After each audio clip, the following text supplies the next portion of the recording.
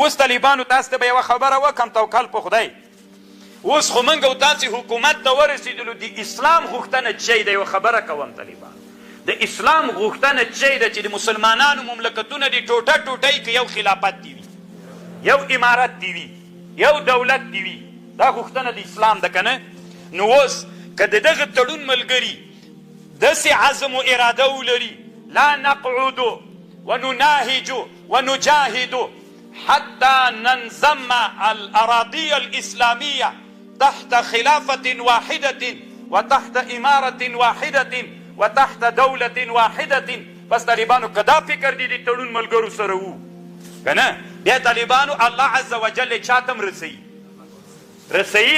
او کدا هدف همدلته ګول سو چې نه ستیباسته نو بیا طالبانو همدغومره به د واک ګدی وي تاسې په دې ټکي ته فکر وي زه نه وایم ابن خلدون وایي که تړون نه وای را شروع سو د تړون مشرانو دا اراده وله چې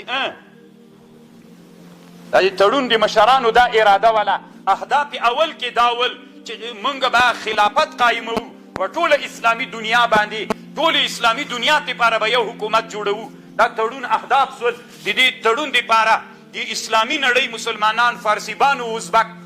ترکمن ترکی عراقی و سوریایی فلسطینی و فلان و فلان را جمع کیږي دا چې را جمع کېدل اهداف را جمع سول دغه هدف دپاره کرا خبره لکه د تړون اخرینی هدف چی ده هغه د حکومت و بادشاهي ده نو چې د تا اول نه دا مقصد و هدف ته دې را رسوي ته چا دلته پرېښودلې چې ته د بادشاهي وکړې 2001 کال کې د ملاو د طالبو د مدرسې په حق کې داسې فکر و یا به زندان وي یا به وژل کېږي داسې فکر و مطلق د ټولې دنیا دغه فکر و خو د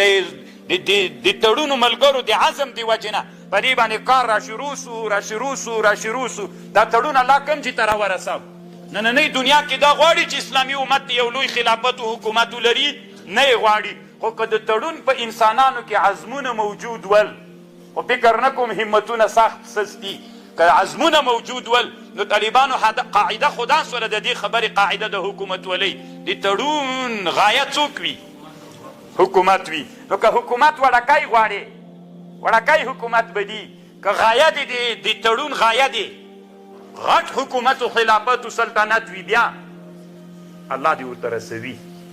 د طالبانو بله خبره شوله بس